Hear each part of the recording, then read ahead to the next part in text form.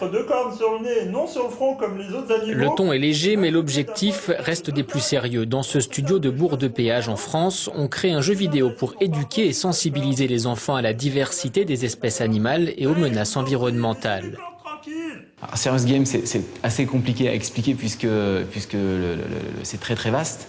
Dans le Serious Game, il y a des modules de formation, il y a des modules de communication, on fait également de la simulation, donc ça s'adresse, je dirais, à tout type de public, jeunes et moins jeunes, tout type de technologie, tout type de messages.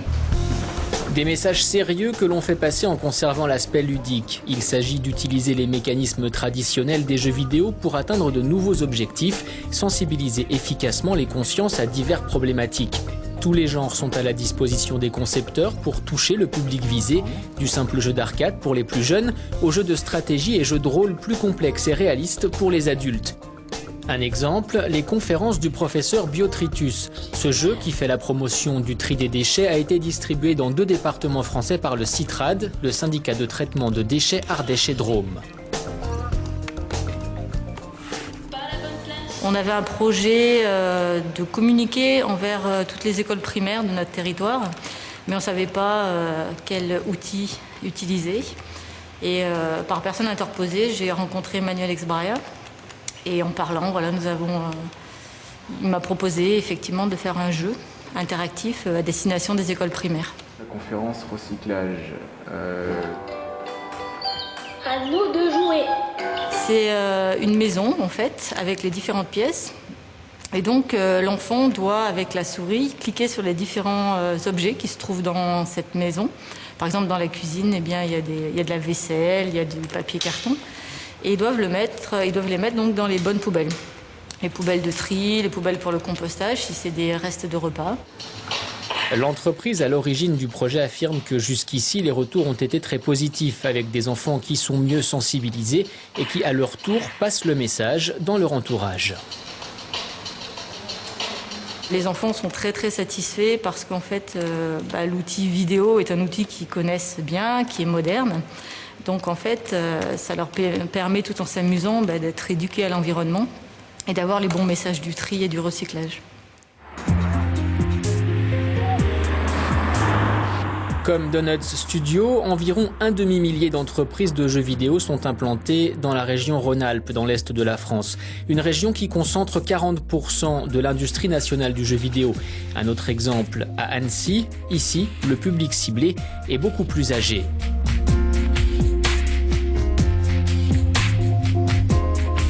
Dans ce jeu de rôle en 3D, il s'agit d'incarner un dirigeant d'entreprise dans le cadre de négociations d'affaires avec un client ou un collaborateur. Ici, pas d'histoire prédéfinie, chacun des choix du joueur a des conséquences et donc une influence sur le dénouement.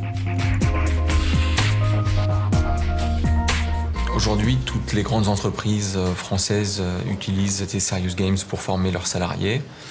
Que ce soit dans les domaines de banque, assurance, dans les services comme la téléphonie, voire c'est un peu plus récent, mais aussi dans l'industrie, des constructeurs automobiles utilisent des Serious Games. Comme dans la réalité, le joueur doit exploiter au mieux ses qualités de négociateur pour convaincre son interlocuteur virtuel de signer un contrat, d'acheter le bon billet de train ou de partager des informations sur un projet en cours. Ça va, ça roule. Le manager est mon avatar, c'est-à-dire le personnage qui me représente dans la simulation. Je suis face à Emilien et mon personnage, je vais le piloter uniquement en lui donnant des intentions de comportement. Donc là, en l'occurrence, je vais montrer de l'intérêt à mon collaborateur. Tout se passe comme vous voulez ce matin. Vous faites allusion au problème de mercredi avec la panne informatique. À chaque fois que je fais un choix, mon collaborateur, en fonction de son profil psychologique, en fonction de ses objectifs et en fonction de tout ce que j'ai fait, de la façon dont je me suis conduit avec lui jusqu'à présent, va réagir de façon différente. Et à moi, en tant que manager, de m'adapter à la situation et de faire les bons choix. Précisément, oui. En fait, le principe est simple. Utilisé par plusieurs grandes entreprises, ce jeu a également été testé comme outil de formation à l'Institut du marketing de l'Université de Savoie. Tout de suite, j'ai vu que les étudiants étaient captivés parce que je rentrais de plein pied dans leur univers.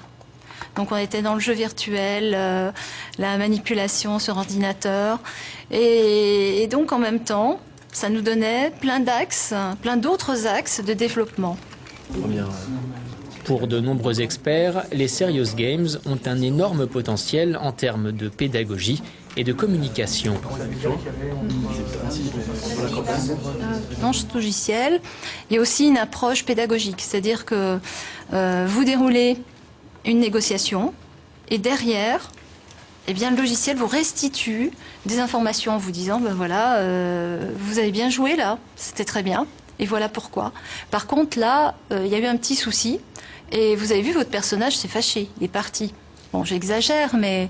Et ça, c'est intéressant aussi, parce qu'on peut après reprendre pas à pas ce qui a bien marché, ce qui a moins marché, et comme ça, on avance et on apprend.